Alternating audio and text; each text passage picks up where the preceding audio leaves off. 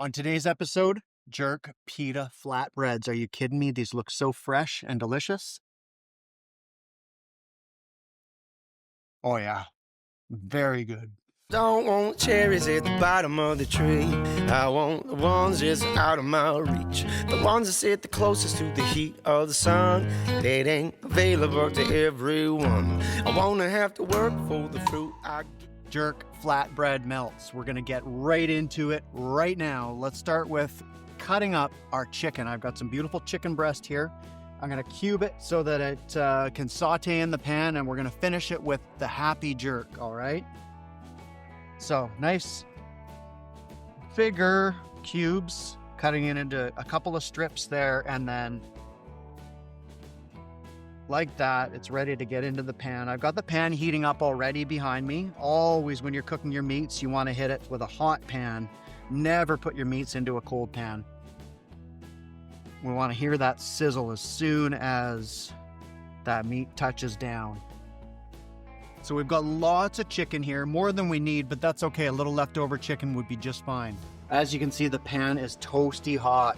We're gonna get a little bit of oil in there and then get that chicken going. There's that happy sound. All right, so let's get some diced cucumber going here. I'm gonna cut this into quarters. Actually even thick, because we wanted a little bit of a finer garnish to go on top of our flatbreads after they come out of the oven. So we got 6 nice strips there, and then that final cut.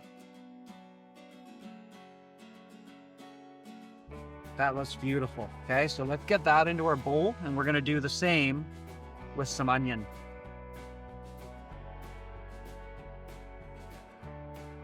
So we got our cuts that way, we're cutting this way, we're leaving this last section intact. I think my chicken needs a bit of a stir, so let's get this onions in it. And let's go ahead and give a stir and check on our chicken, okay? We need to see how it's feeling.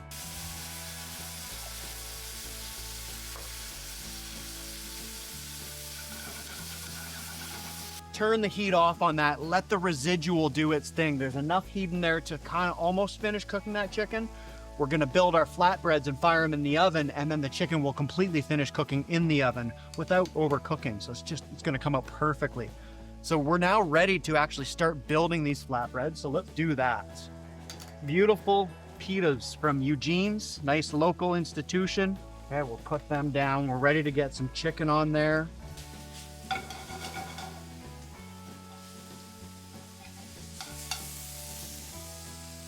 Okay, a couple of these are a little bit bigger than I wanted, so I'm just giving a further little chop there.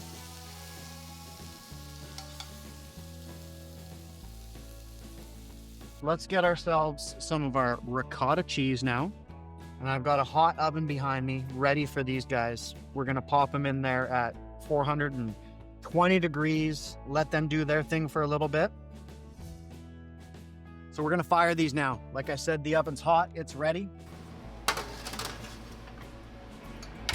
So those are gonna do their thing for about 10 to 12 minutes. Try and get those pitas a little bit crispy. In the meantime, let's finish up our garnish.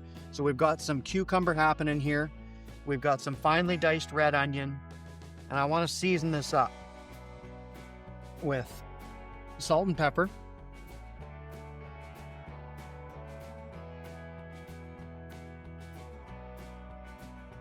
And a nice squeeze of lime. Things can be so simple, right? Like that's all it takes. We've got our cucumber, red onion, and we're gonna get a little bit of cilantro going in there. Parsley would be just fine as well. I know some of you guys don't like cilantro. That's all right. So just a little bit of cilantro, and let's get some sliced cherry tomatoes as well. We'll toss this, and let's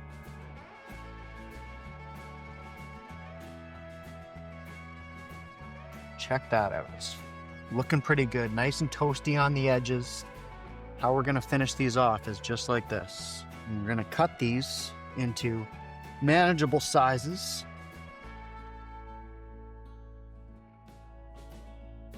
Six out of each is looking nice, looking good.